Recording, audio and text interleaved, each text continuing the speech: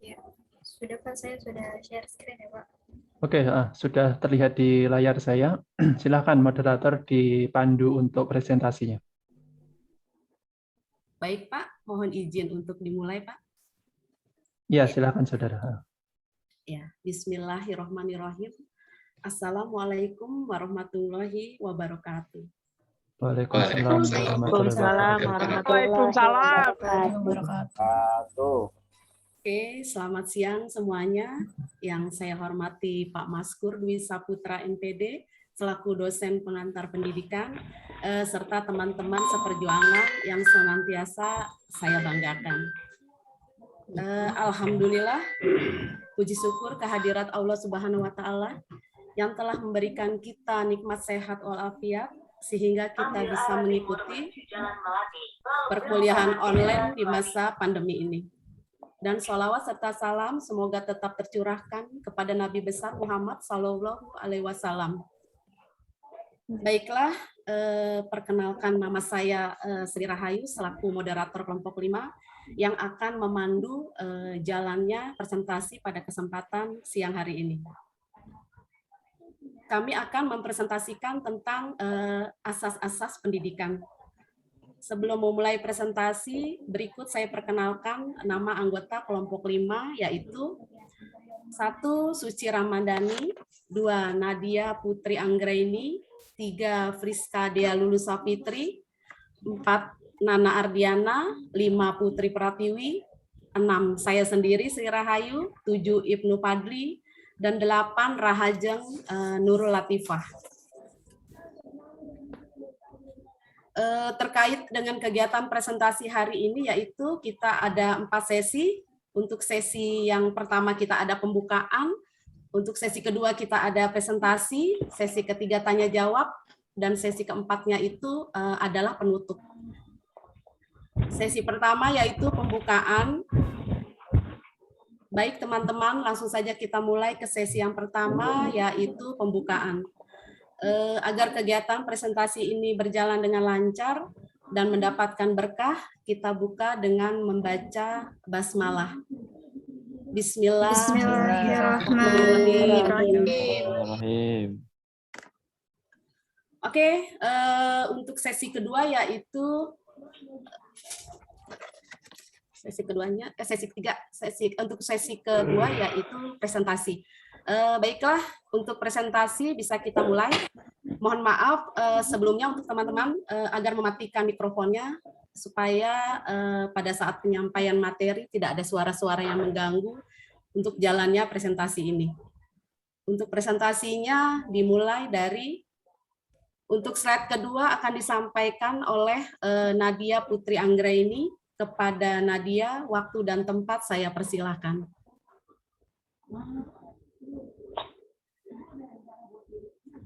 Baik, terima kasih Bu Ayu atas waktu dan tempatnya. Jadi saya di sini akan menjelaskan tentang pengertian asas-asas pendidikan. Asas pendidikan merupakan kebenaran yang menjadi dasar atau tumpuan berpikir, baik itu dalam tahap perencanaan maupun pelaksanaan pendidikan tersebut. Asas-asas tersebut bersumber baik dari kecenderungan umum pendidikan dunia maupun yang bersumber dari pemikiran dan pengalaman sepanjang sejarah upaya pendidikan di Indonesia. Di antara asas tersebut ialah asas Tuturi Handayani, asas belajar sepanjang hayat, serta asas kemandirian dalam belajar.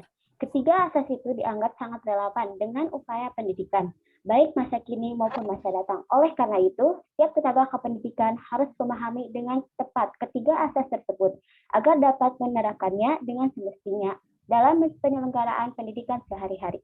Cukup sekian penjelasan dari saya, kurang lebihnya saya mohon maaf. Baik, saya kembalikan kepada moderator Bu Ayu. Terima kasih. Terima kasih kepada Nadia untuk penjelasannya tentang pengertian asas-asas pendidikan. Lanjut kita ke slide ketiga, akan disampaikan oleh Friska Dea Lulusa Fitri. Kepada Friska, waktu dan tempat saya persilahkan. Baik, terima kasih kepada Ibu Ayu untuk waktu dan tempatnya. Di sini saya akan menyebutkan macam-macam asas. Macam-macam asas itu ada 7, yaitu yang pertama, asas Tuturi Handayani. Asas ini dikembangkan oleh Dr. Andes RMT Sastrokartono dengan menambahkan 2 semboyan lagi, yaitu Ingarso Sungtorodo dan Ing Madya Mangunkarso. Ketiga semboyan tersebut telah menyatu menjadi satu kesatuan asas. Yang kedua yaitu asas belajar sepanjang hayat. Asas belajar sepanjang hayat atau lifelong learning merupakan sudut pandang dari sisi lain terhadap pendidikan seumur hidup atau lifelong education. Yang ketiga yaitu asas kemandirian dalam belajar. Perwujudan asas kemandirian dalam belajar akan menempatkan guru dalam peranan sebagai motivator dan fasilitator. Yang keempat yaitu asas alam takambang jadi guru. Alam membentang luas seperti guru. Yang dimaksud guru di sini adalah sumber belajar, baik untuk di sekolah maupun di luar sekolah. Yang kelima yaitu asas semesta menyeluruh dan terpadu, mencakup semua jenis dan jenjang pendidikan dan merupakan satu kesatuan usaha yang tidak dapat dipisahkan dari keseluruhan usaha pembangunan bangsa. Yang keenam yaitu asas tanggung jawab bersama. Kegiatan dalam proses pendidikan haruslah diasaskan oleh tanggung jawab karena dilakukan dalam pendidikan arahan untuk mencapai tujuan dan membimbing dan mendidik para siswa secara optimal. Yang ketujuh atau yang terakhir yaitu asas manfaat adil dan merata. Meliputi asas non-diskriminasi yang memandang manusia Indonesia seluruhnya tanpa diskriminasi. Mungkin cukup sekian dari saya. Selanjutnya saya kembalikan kepada moderator. Baik, terima kasih kepada Friska untuk penjelasannya tentang macam-macam asas. Lanjut kita ke slide keempat dan kelima akan disampaikan oleh Putri Pratiwi. Kepada Putri, waktu dan tempat saya persilahkan. Ya, baik. Terima kasih Bu Ayu. Jadi di sini saya akan mempresentasikan tentang asas Tuturi Handayani. Asas Tuturi Handayani ini merupakan inti dari asas yang menegaskan bahwa setiap orang mempunyai hak mengatur dirinya sendiri dengan mengingat tertibnya persatuan dalam perikehidupan umum. Asas Tuturi Handayani ini di sini bisa kita lihat menurut Hamzah di tahun 1991 mengandung arti pendidik dengan kewibawaan yang dimiliki mengikuti dari belakang dan memberi pengaruh, tidak menarik-narik dari depan, membiarkan anak mencari jalan sendiri, dan bila anak melakukan kesalahan, baru pendidik membantunya. Kemudian, masyarakat Indonesia tentunya tidak asing lagi dengan semboyan Tuturi Handayani. Semboyan ini sering kita jumpai di seragam siswa sekolah dasar, dan semboyan ini juga merupakan semboyan Depdiknas. Semboyan Tuturi Handayani ini pertama kali dikemukakan pada tahun 1922 oleh Ki Hajar Dewantara. Dan di sini dapat dukungan positif dari Dr. Handras RMP Sostro Kartono yang menambahkan dua semboyan, yaitu Ingarso Sung Tulodo, yang berarti jika di depan memberi contoh. Lalu yang kedua, Ing Madya Mangun Karso, yang berarti jika di tengah-tengah memberi dukungan. Lalu yang ketiga, Tuturi Handayani, jika di belakang memberi dorongan. Baik, sekian presentasi dari saya. Saya kembalikan ke moderator. Oke, terima kasih Putri untuk penjelasannya tentang asas Tuturi Handayani serta semboyan-semboyannya. Selanjutnya, slide ke-6 dan ke-7 akan disampaikan oleh Nana Ardiana. Kepada Nana, saya persilakan. Terima kasih Bu Ayu atas waktu dan tempatnya. Di sini saya akan menjelaskan tentang asas pendidikan sepanjang hayat.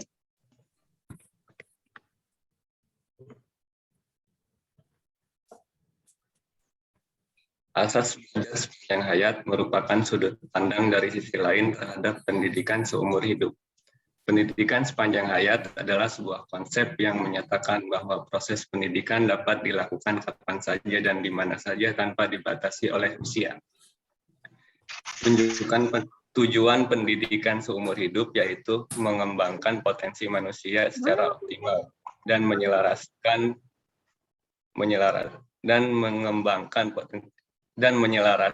pendidikan wajib belajar dengan pengembangan kepribadian manusia. Kurikulum yang dapat merancang dan diimplementasikan dengan memperhatikan dua dimensi, yaitu dimensi vertikal dan horizontal.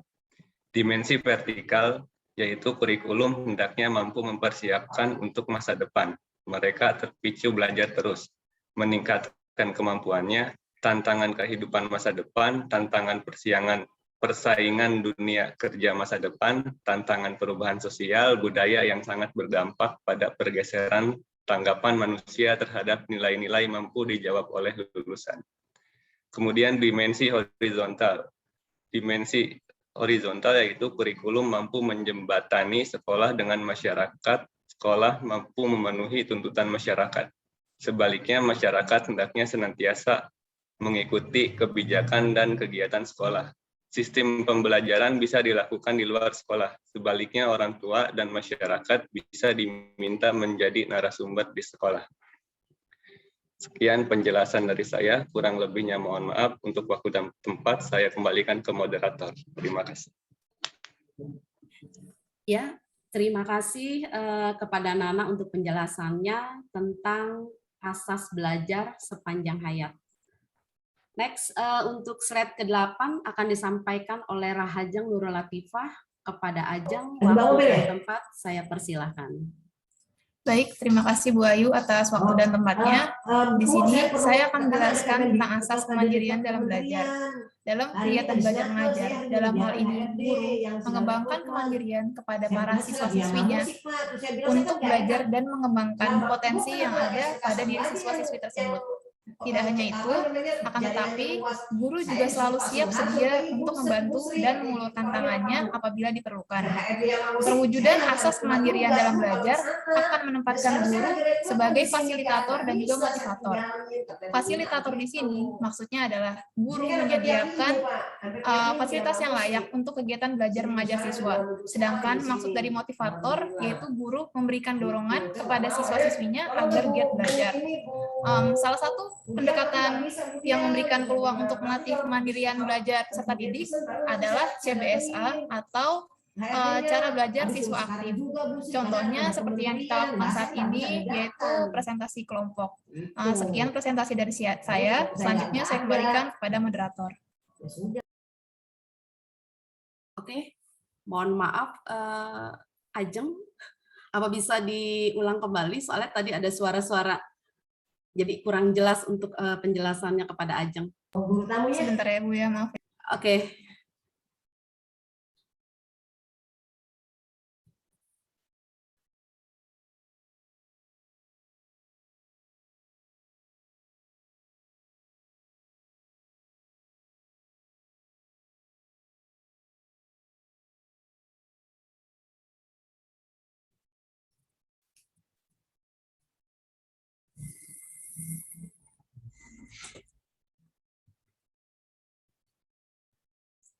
Oke, Ajeng.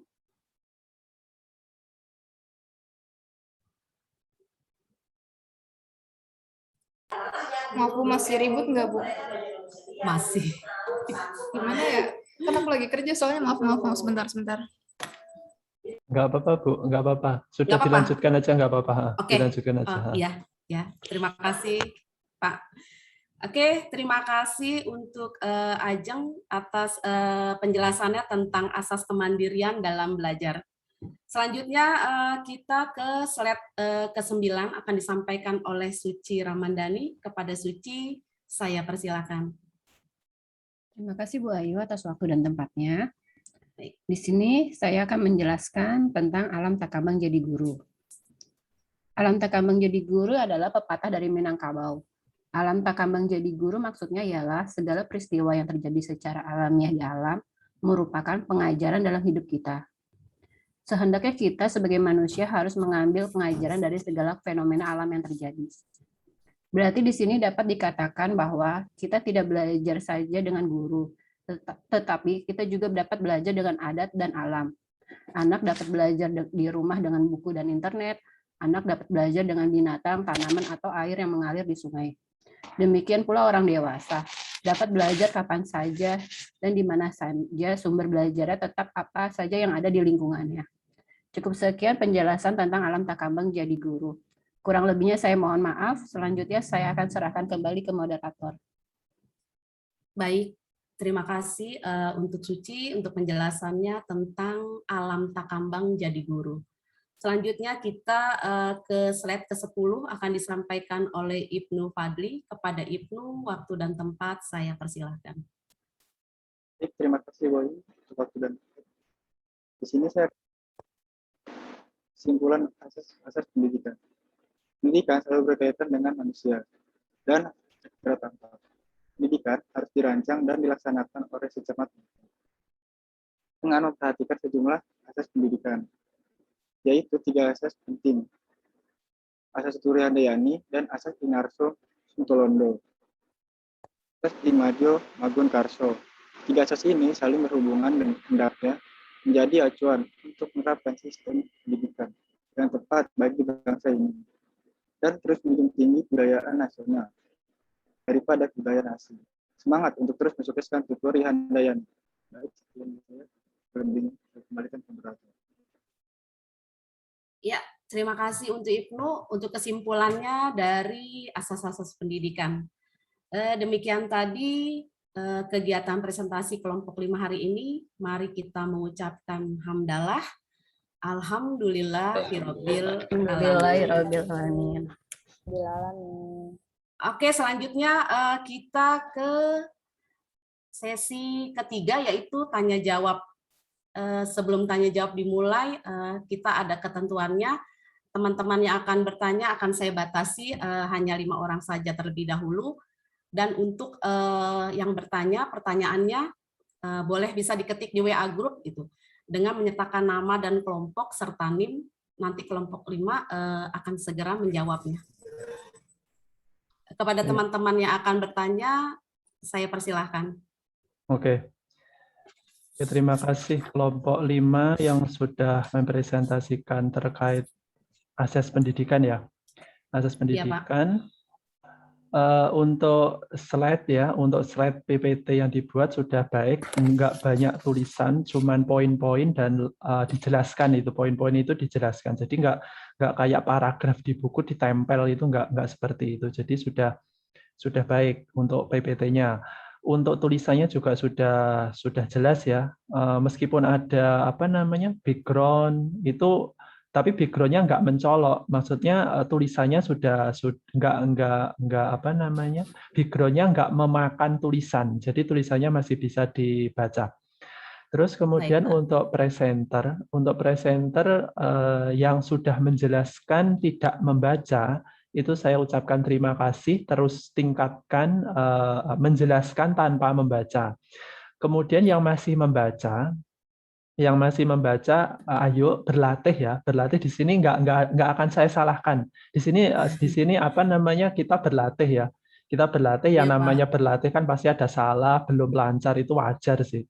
Itu wajar. Ya, tapi saya harapannya itu ketika nanti saudara itu sudah selesai kuliah atau sudah lulus, itu ketika menjelaskan itu tidak bentar saya buka buku dulu, nggak seperti itu. Jadi apa yang tertulis di slide itu saudara jelaskan dengan pemahaman saudara sendiri. Itu memang butuh proses, nggak bisa langsung satu kali langsung lancar menjelaskan poin-poin yang ada di PPT itu, nggak seperti itu. Saya dulu juga gitu, itu melalui proses belajar bertahap ya, belajar bertahap itu. Terus kemudian untuk moderator sudah baik ya, jadi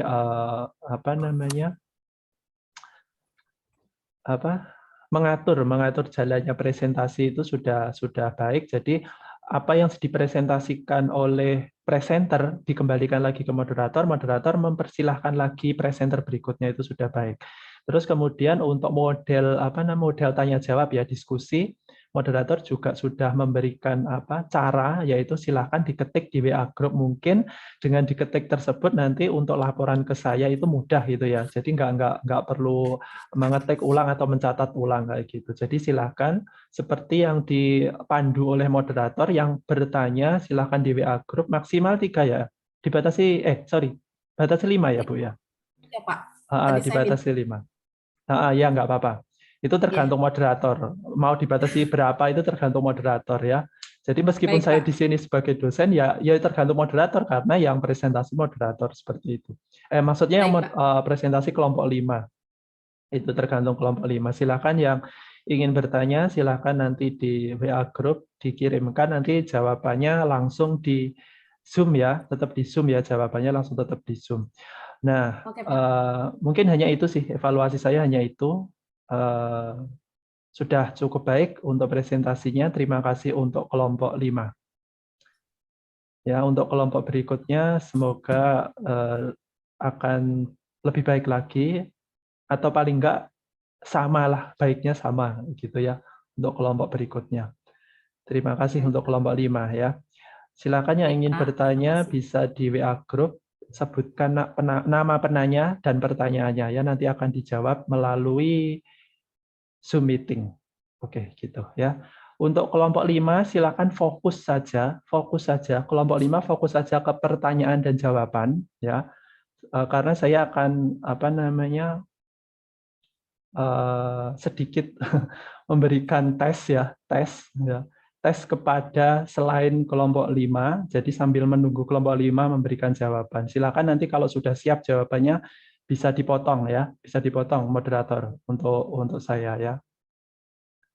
Untuk presentasi sudah cukup sekian, dan untuk selanjutnya siap-siap saya akan menunjuk mahasiswa selain kelompok 5, karena kelompok 5 biar fokus ke pertanyaan dan jawaban. Jadi kelompok 5 jangan hiraukan saya ya, jangan hiraukan saya, fokus saja ke jawabannya.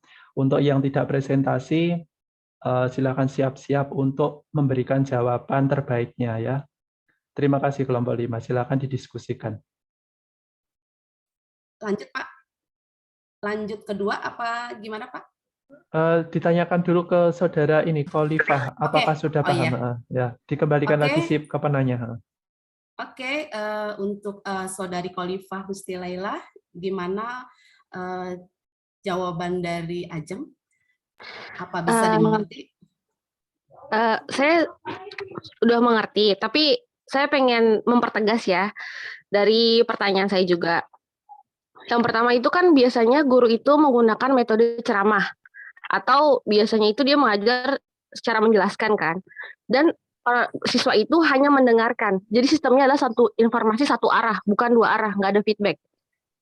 Di situ kan berarti kan murid itu hanya menerima semua materi dari guru tanpa dia komentarin kok bisa begini gitu. Itu bagaimana cara penanggulangannya gitu dari asas kemandirian? Oke, izin menjawab ya Kak Khalifah. Jadi sebenarnya kalau cara belajar mengajar yang baik itu kan sistemnya dua arah. Seperti yang Pak Maskur lakukan sekarang juga kan kita sistemnya dua arah. Jadi nggak hanya Pak Maskur yang menjelaskan, tetapi juga kan mahasiswanya juga ikut menjawab pertanyaan yang diberikan oleh Pak Maskur selaku dosen gitu.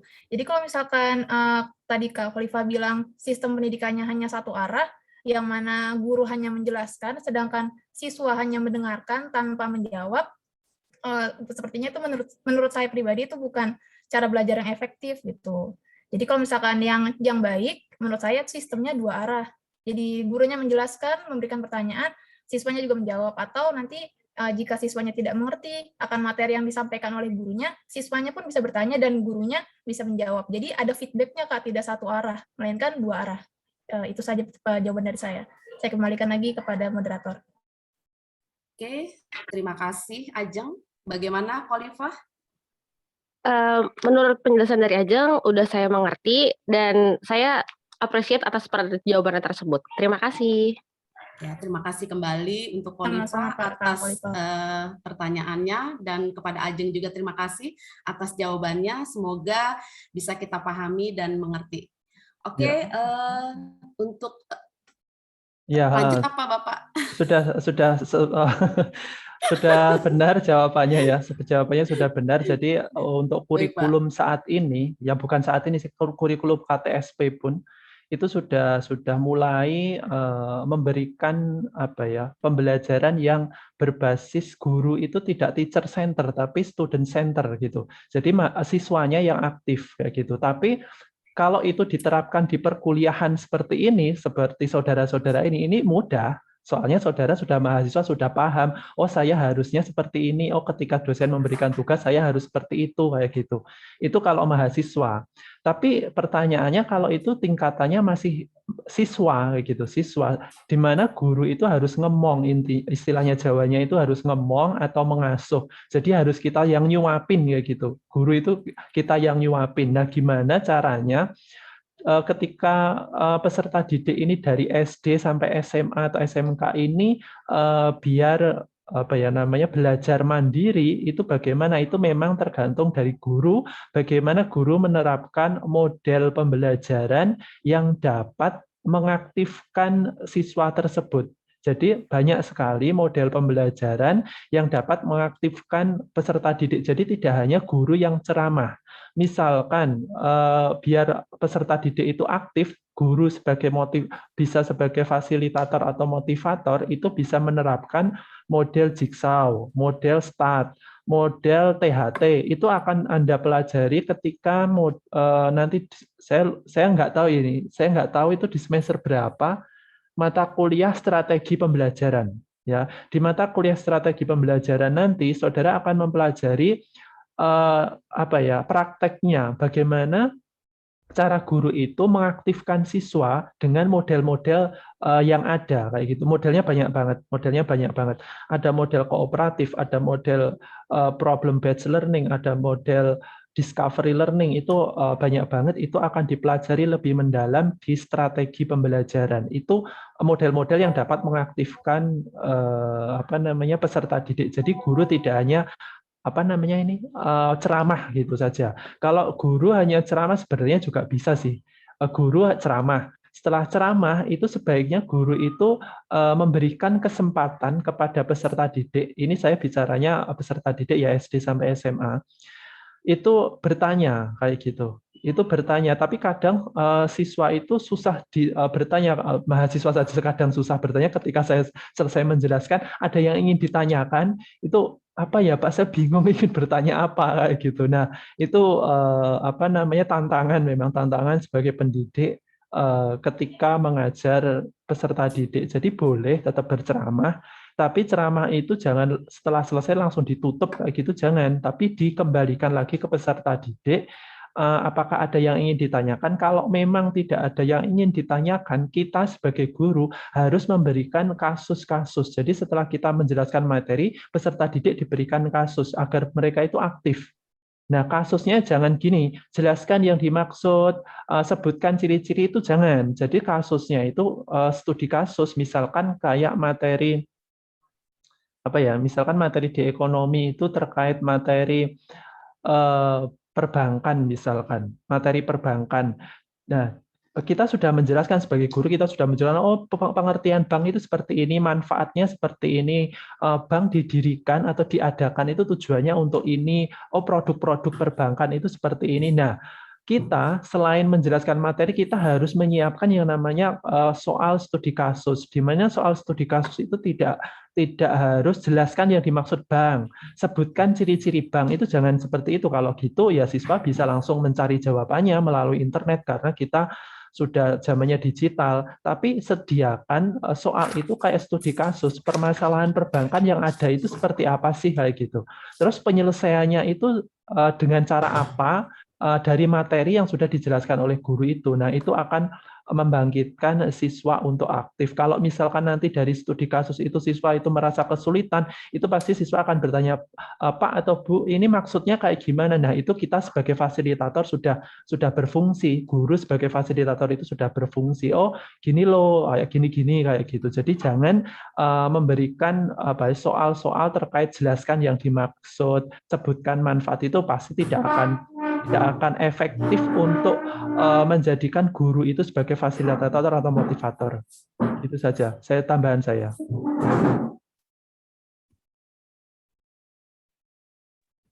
Baik, Pak Maskur, atas penjelasannya. Lanjut untuk pertanyaan kedua itu dari Elva Safira Alifta. Pertanyaannya itu, bagaimana konsep pendidikan seumur hidup itu diterima? Pertanyaan ini akan dijawab oleh Putri Pratiwi. Kepada Putri, saya persilahkan untuk menjawab. Ya, baik. Terima kasih, Bu Ayu. Saya di sini akan menjawab pertanyaannya Kak Elva, di mana beliau bertanya bagaimana konsep pendidikan seumur hidup itu diterima. Di sini konsep pendidikan seumur hidup dapat diterima bagaimana di mana sebagai prinsip utama sebagai dasar dari seluruh organisasi pendidikan, yaitu prinsip memerlukan dan di samping itu yang lebih penting bagaimana mereka mempergunakannya. Ya, itu jawaban dari saya. Saya kembalikan ke Bu Ayu. Oke, terima kasih Putri atas jawabannya. Kepada Elva Safira, apa bisa dimengerti atas jawaban dari Putri? Bisa, Ibu. Saudara Elva Safira yakin bisa diterima jawabannya? Agak kurang mudeng sih. Kenapa nggak ditanyakan ulang? Maaf, saya kurang jelas masalah ini kayak gitu. Biar nanti Bapak saja menjelaskan. Coba dijelaskan tadi gimana saudara kelompok 5 konsep pendidikan seumur hidup dapat diterima itu harus bagaimana saudara? Siapa tadi yang menjawab? Ya Pak, saya Pak. Gimana? Jadi konsep pendidikan sepanjang hayat seumur hidup itu seumur hidup itu bisa diterima sebagaimana prinsip utamanya sebagai dasar dari seluruh organisasi. Jadi itu maksudnya kan konsepnya ini adalah suatu rancangan pendidikan yang dimulai dari lahir sampai usia tua atau saat mau meninggal. Jadi bila kita cermati di dalam ditegaskan bahwa tonggak awal pendidikan terjadi di dalam lingkup keluarga. Jadi itu bagaimana bagaimana organisasi pendidikan itu prinsipnya memerlukan dan di samping itu yang lebih penting bagaimana mereka mempergunakannya, Pak. Memerlukan apa, saudara? Memerlukan belum dilanjutkan itu memerlukan apa gitu ya. Oke, jadi gini, konsep pendidikan seumur hidup itu memang dari kita lahir sampai nanti kita meninggal itu namanya konsep pendidikan seumur hidup. Ya konsep pendidikan seumur hidup itu ya diterima, ya memang diterima dan harus gitu loh. Mungkin pertanyaannya harusnya seperti ini, bagaimana konsep pendidikan seumur hidup itu dapat diimplementasikan. Nah, kayak gitu harusnya ya. Bukan diterima. Kalau diterima ya memang diterima, itu sudah ada dasarnya, sudah ada kajiannya, yaitu diterima kayak gitu.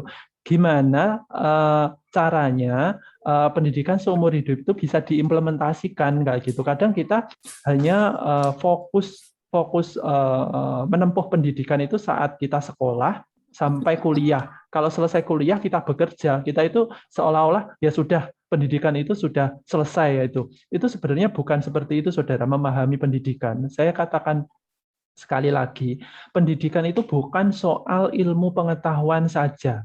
Ya, pendidikan itu luas. Ya memang sih pemerintah itu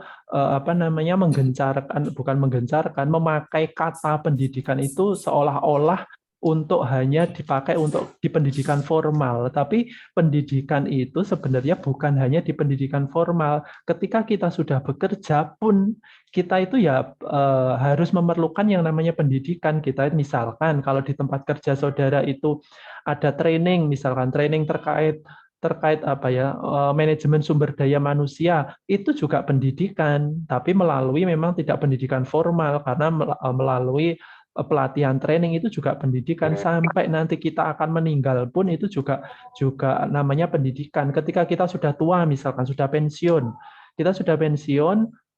bukan berarti ketika kita sudah pensiun itu kita ya sudah, saya nggak belajar lagi. Itu bukan seperti itu. Kita ilmu yang kita dapat dari proses hidup itu ya, dari lahir sampai pensiun itu kita serap, terus kita akan belajarkan atau kita tularkan atau kita kasihkan kepada anak cucu kita kayak gitu. Jadi pendidikan itu nggak akan berhenti sampai titik tertentu. Titik tertentunya berhenti ya ketika kita sudah meninggal, itu berhenti sih.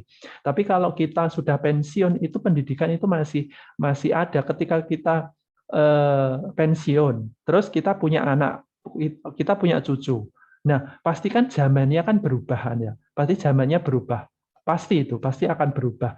Nah, zaman yang berubah itu kita juga harus mengikuti sedikit demi sedikit. Misalkan ketika saat ini misalkan kita posisinya sebagai sudah kakek-kakek atau nenek-nenek ya, berarti sudah pensiun.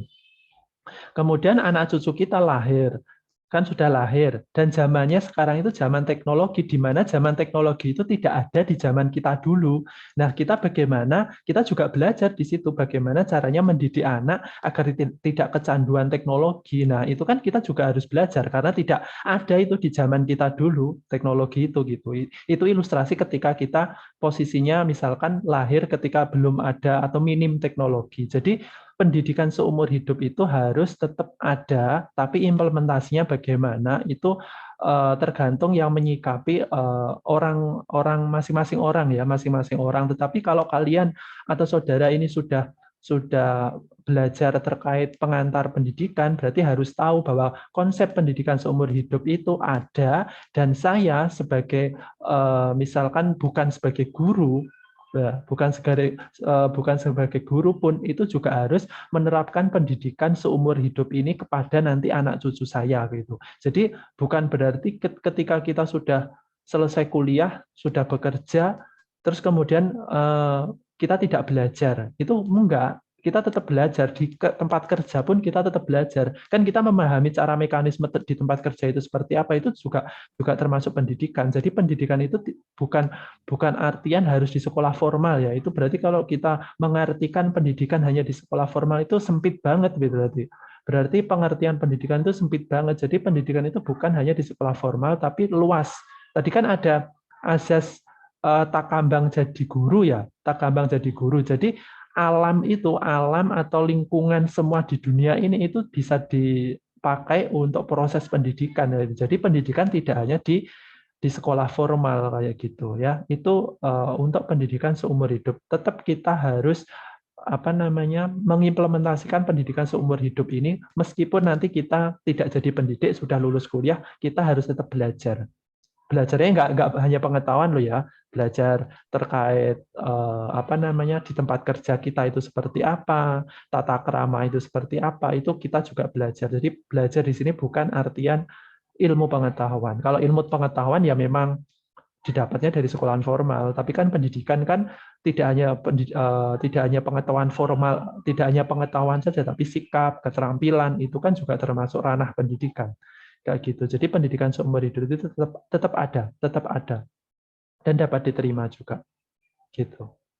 Itu untuk pendidikan seumur hidup.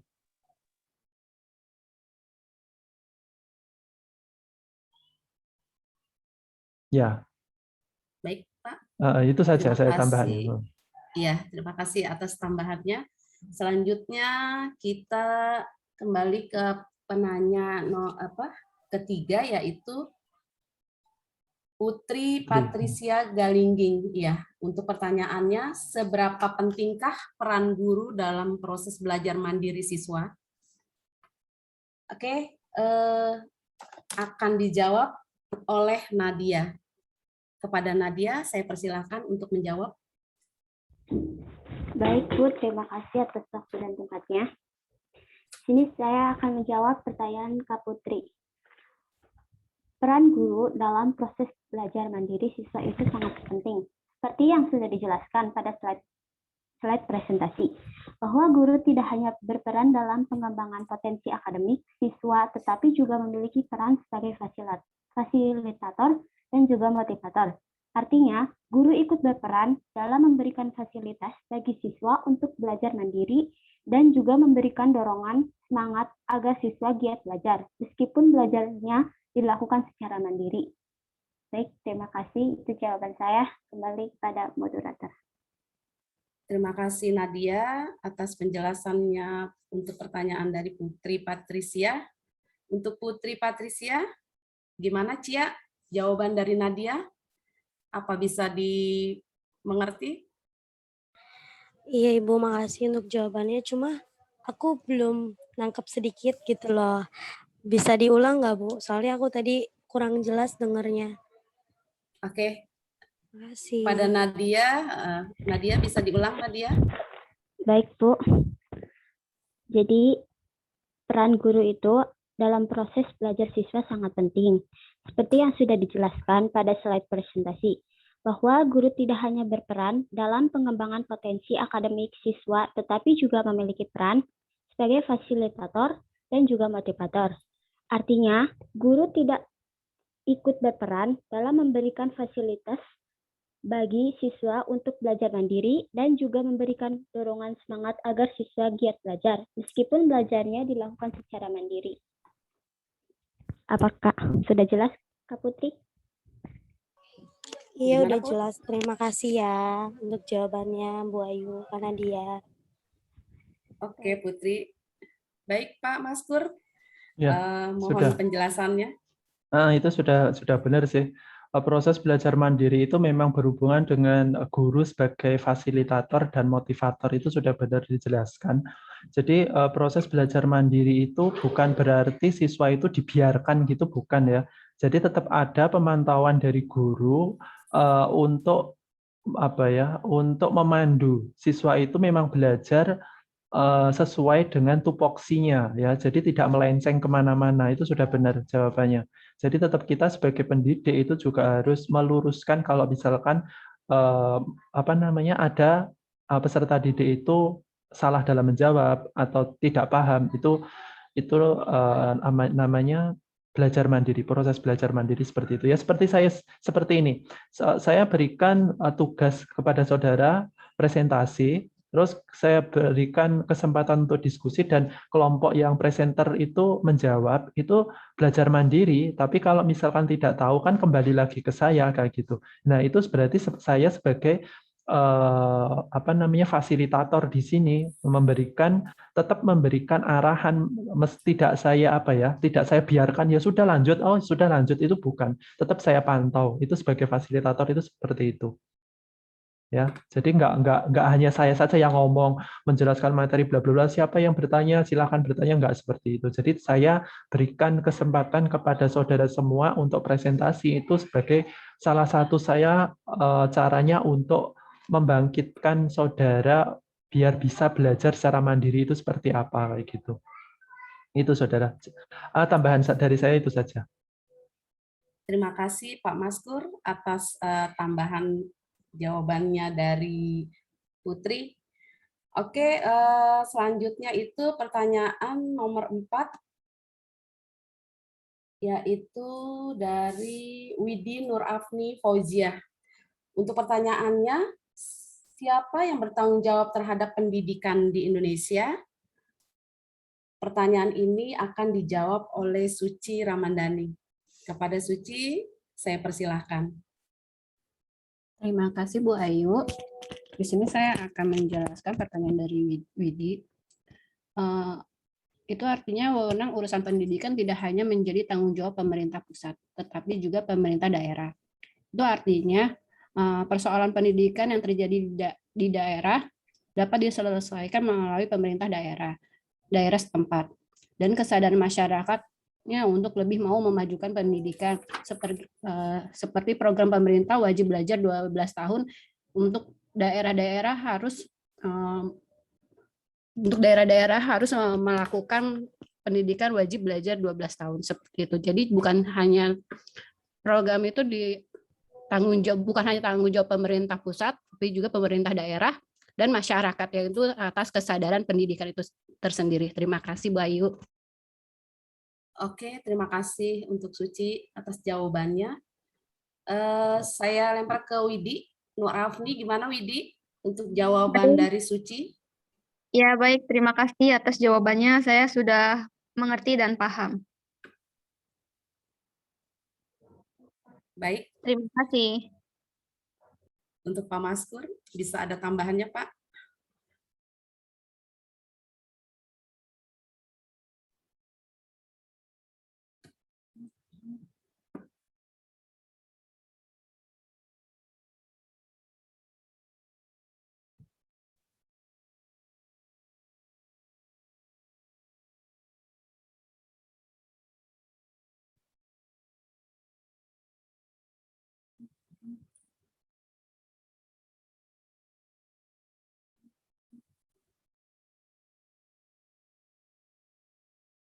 Kita tunggu selesai azan ya.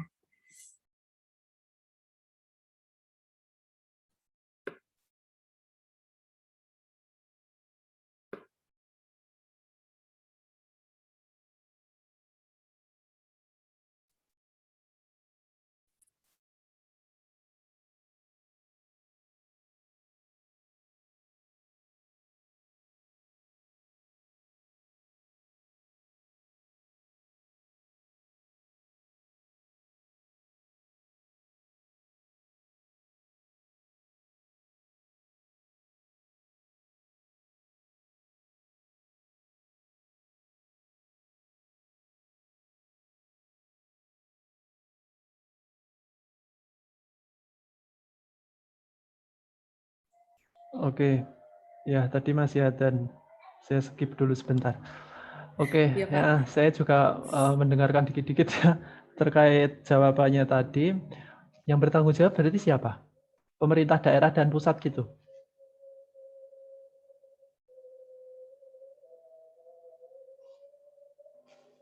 Ya, yang bertanggung jawab berarti hanya pemerintah daerah dan pusat. Atau masih ada lagi nih di tempatnya saudara?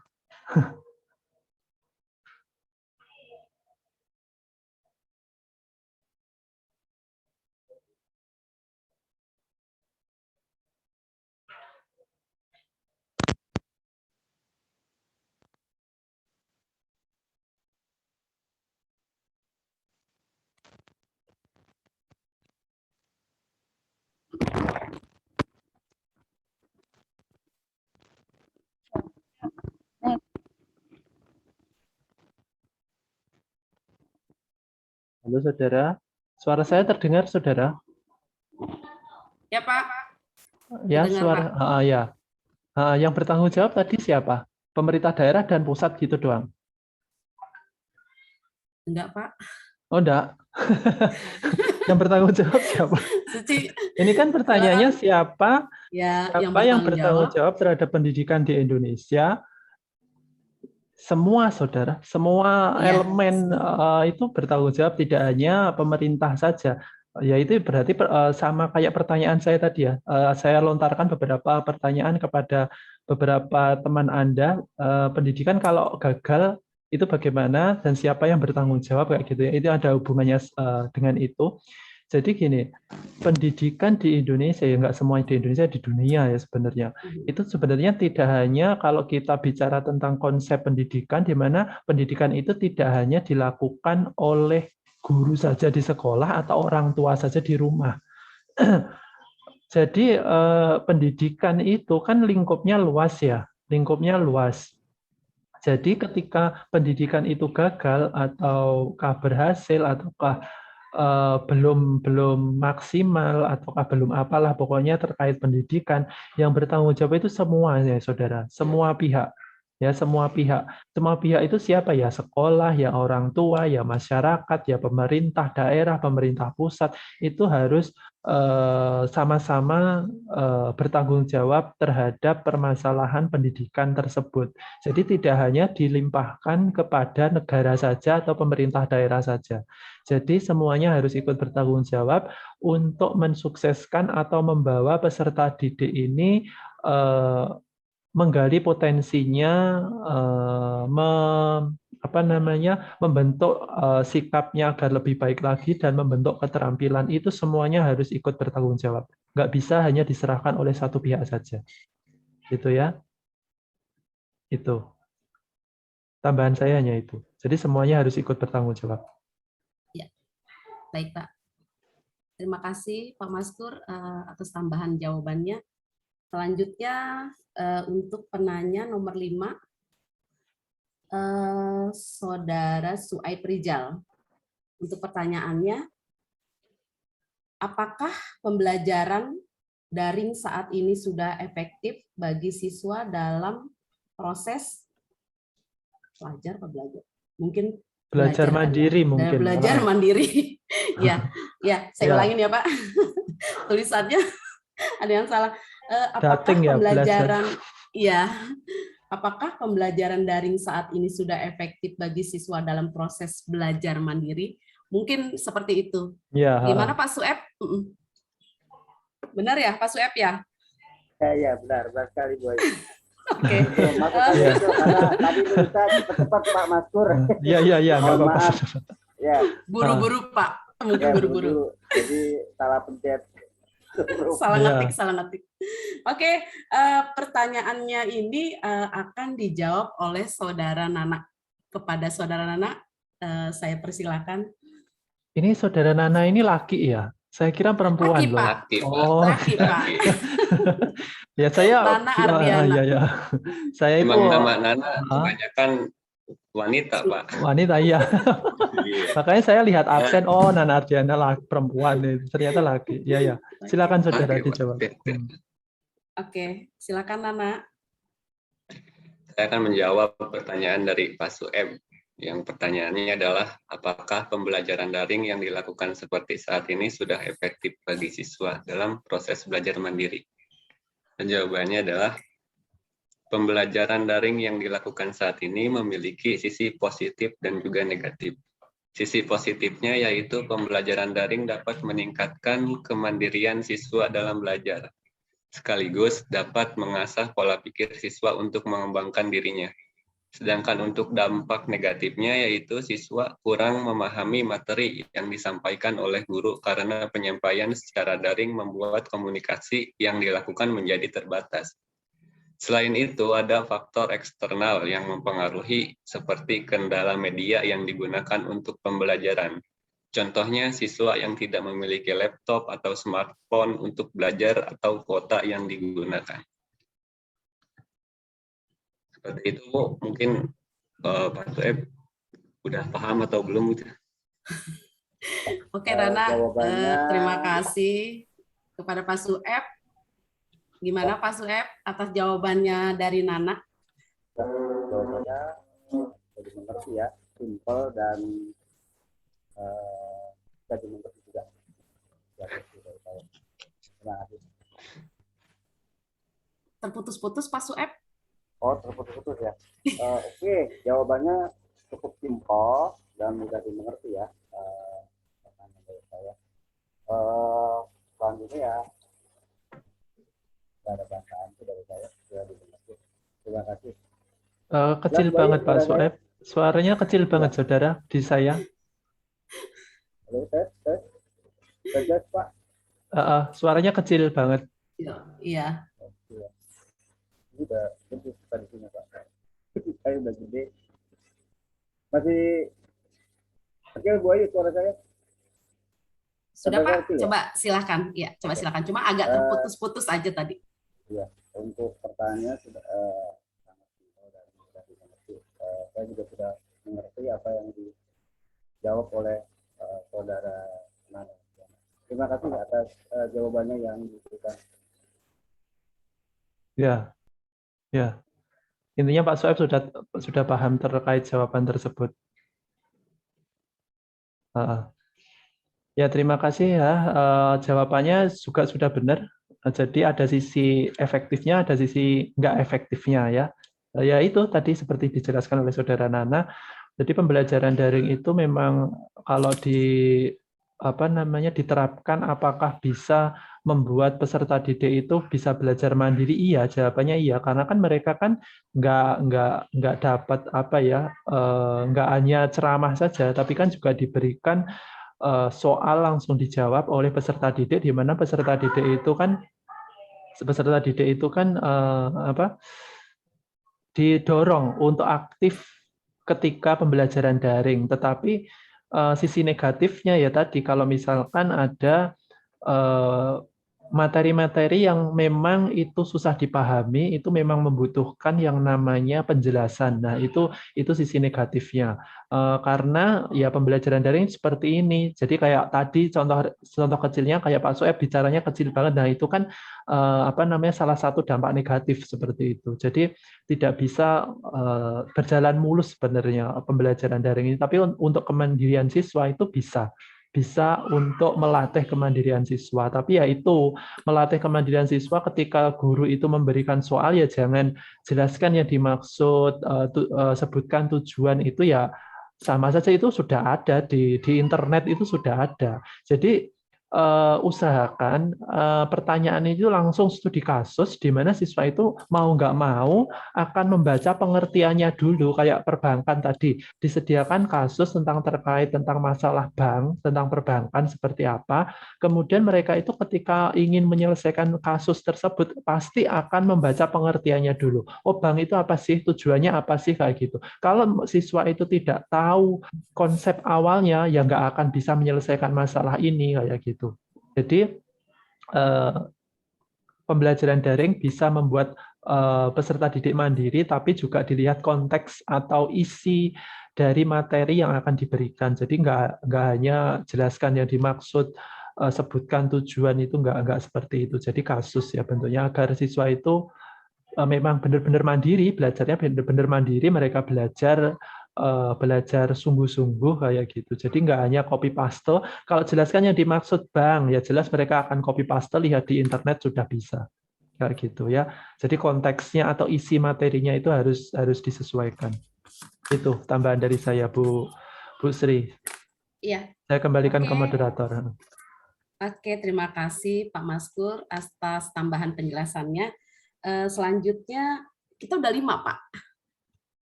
Ya, Sudah 5. Ya, sudah 5 pertanyaan. Oke, ini masih ada 2 ya. Ya sudah, 2 lagi dah. Sudah dicari belum? 2 ini sudah dicari belum?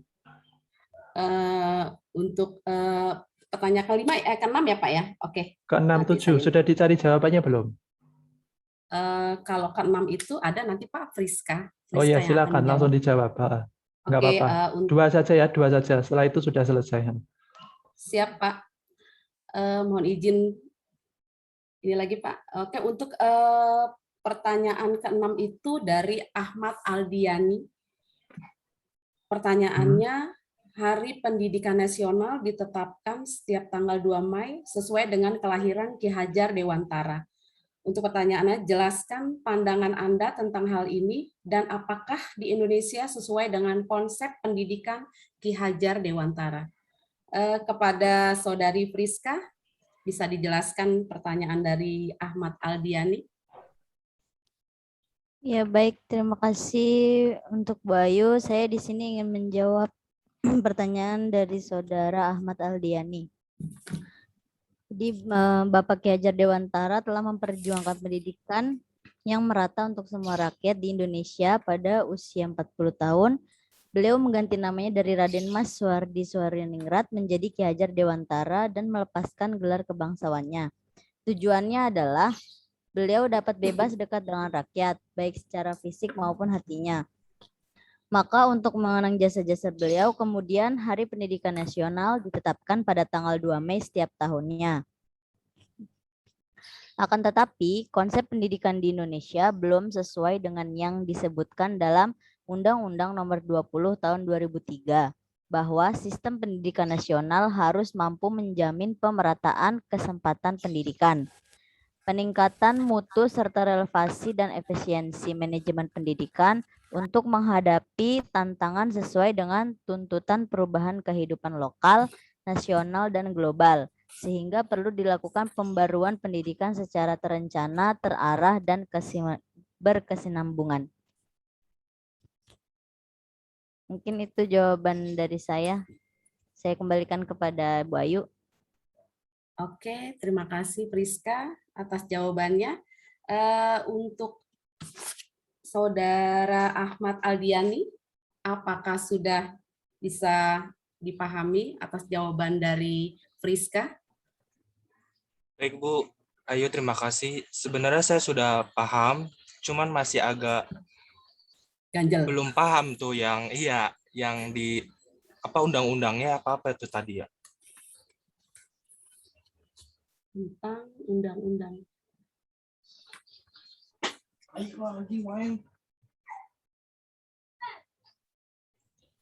Di undang-undangnya tadi, undang-undang tujuan pendidikan nasional, saudara, yang diungkapkan tadi. Di undang-undang apa? Iya Pak, di Undang-Undang Sistem Pendidikan Nasional. Oh, Sistem nasional. Belum sesuai gitu tadi jawabannya ya. Saya kurang paham aja sih Pak. Iya, ulangin dari Ya gini, jadi pendidikan di Indonesia itu belum sesuai dengan yang disebutkan dalam Undang-Undang Nomor 20 Tahun 2003 bahwa sistem pendidikan nasional harus mampu menjamin pemerataan kesempatan pendidikan.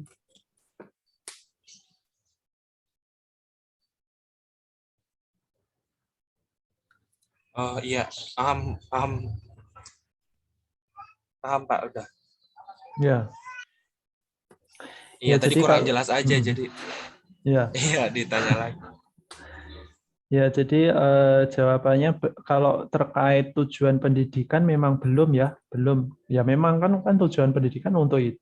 Tujuan itu untuk direalisasikan atau diwujudkan. Memang belum terwujud, itu belum terwujud, makanya menjadi tujuan ya gitu kan. Tujuan itu kan perlu diwujudkan. Jadi pendidikan Indonesia belum mencapai tujuan yang telah ditetapkan tapi ingin menuju ke situ kayak gitu.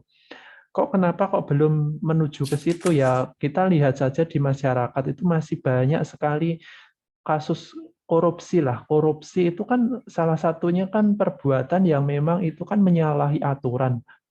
Hubungannya kan dengan sikap ya, sikap tidak jujur, tidak tanggung jawab ya kan. Sikap jujur tidak tanggung jawab itu kan mereka yang korupsi kan berarti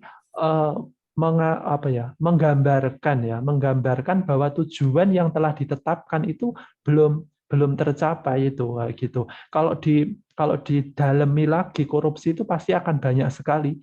Karena yang terekspos di media itu hanya mereka yang pejabat-pejabat tinggi, kita tahu kayak gitu, kita bisa tahu, tetapi yang lingkup yang lebih kecil lagi di pemerintah daerah atau pemerintah kabupaten kota itu pasti masih banyak sekali yang namanya korupsi. Ya, disitulah tujuan pendidikan Indonesia itu memang belum tercapai 100% kayak gitu. Ya sudah tercapai tapi belum 100% kayak gitu.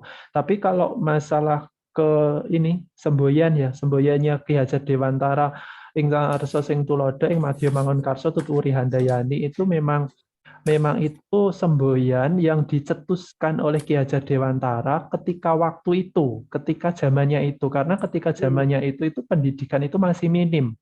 Sehingga belum ada aturan seperti undang-undang saat ini. Sehingga Ki Hajat Dewantara itu mencetuskan pendidikan itu harus taman siswa. Waktu itu beliau mendirikan sekolah taman siswa, di mana taman siswa ini konsepnya itu mengusung ing ngarsa sing tulodo ing madya mangun karso tuturi handayani itu diajarkan di taman siswa tersebut.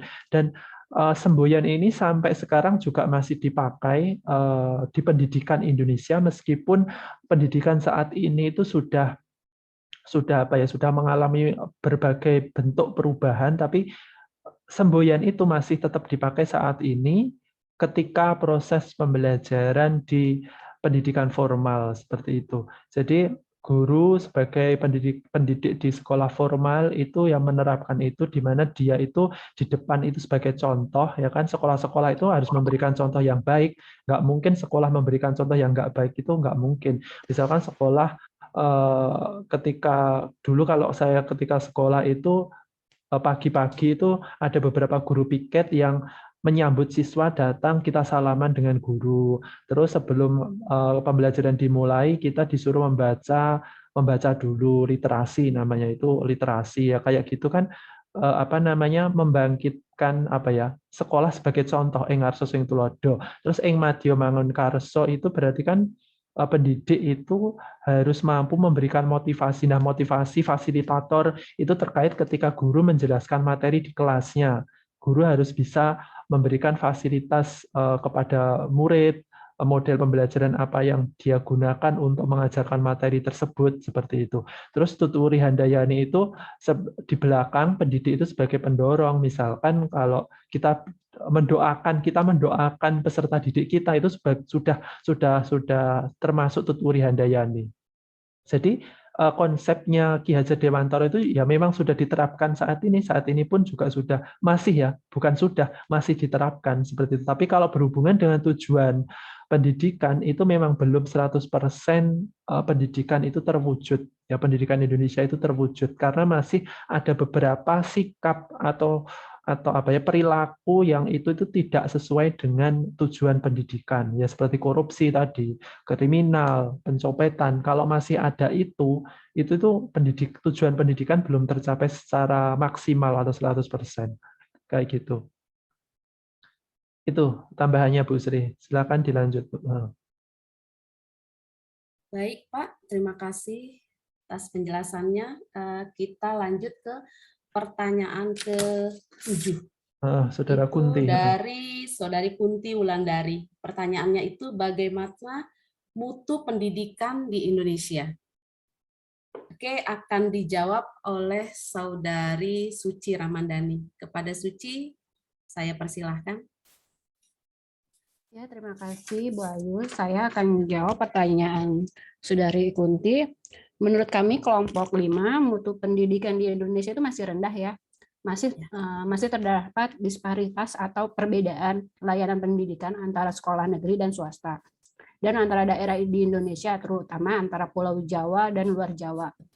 Di kota-kota besar seperti Jakarta, Surabaya, Jogja, kualitas pendidikannya sudah membaik dan bisa menyaingi negara-negara Asia.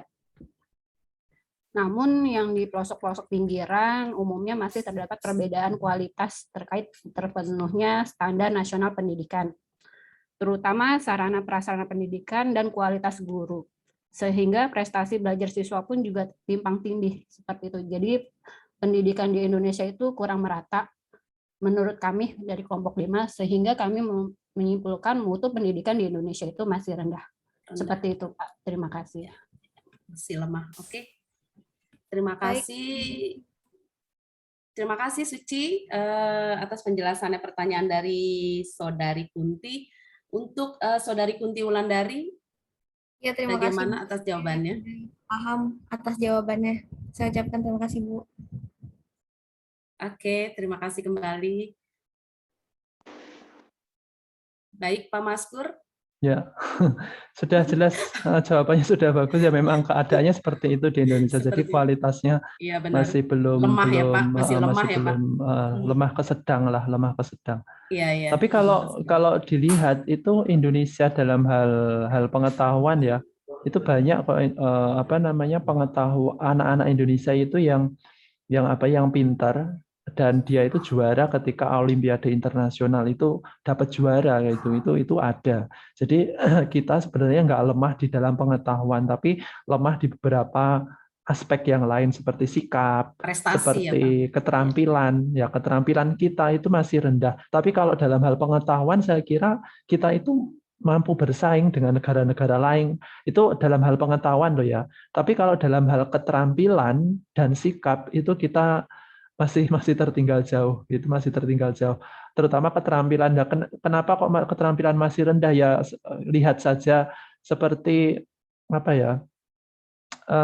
industri itu masih semuanya dikuasai oleh orang-orang asing seperti itu. Jadi kita itu di negara sendiri itu belum merdeka terkait mengelola sumber daya alam kita. Kita masih minta bantuan dari luar negeri kayak gitu. Masalah kereta cepat saja kan Jakarta Bandung itu melangkrak dan katanya dananya tidak cukup untuk membangun itu, dan APBN-nya digelontorkan untuk membiayai kereta cepat itu. Nah, itu kan menandakan keterampilan dari SDM kita itu memang benar-benar belum mumpuni untuk itu. Kalau SDM kita mumpuni ya kereta cepat itu mungkin sudah selesai kayak gitu. Itu kan minta bantuan dari luar juga gitu. Jadi itu beberapa hal yang membuat kualitas pendidikan Indonesia itu masih rendah di dalam hal keterampilan dan sikap. Kalau pengetahuan mampu bersaing, kita mampu bersaing. Tapi masalah keterampilan, sikap itu masih jauh sekali. Ya kadang kita dianggap orang luar itu, wah Indonesia itu ramah-ramah. Ya ramah, tapi nanti nggak tahu yang lain-lainnya itu. Kalau ramah di depan orang, tapi kalau di belakang nyuri uangnya rakyat, ya itu nggak ramah namanya. Kayak gitu ya. Jadi masih lemah dalam hal sikap dan keterampilan. Kalau untuk pengetahuan bisa bersaing. Itu saja tanggapan saya terkait pertanyaan terakhir ya. Oke, itu. Nah, saya kembalikan lagi ke moderator. Kalau ingin ditutup silakan, karena waktunya hampir habis juga. Baik Pak Maskur, Untuk sesi keempat itu yaitu penutup. Dengan terjawabnya pertanyaan tadi, saya selaku moderator dan kelompok 5 mohon maaf atas segala kesalahan dan kekurangannya. Saya ucapkan terima kasih kepada Pak Maskur selaku dosen dan teman-teman yang sudah mengikuti jalannya presentasi dari kelompok 5 ini. Semoga bermanfaat buat kita semua. Amin, amin ya robbal alamin. Saya akhiri kegiatan hari ini dengan wassalamualaikum warahmatullahi wabarakatuh. Waalaikumsalam Waalaikumsalam warahmatullahi wabarakatuh. wabarakatuh. Terima kasih Bu Ayu. Iya, sama-sama buat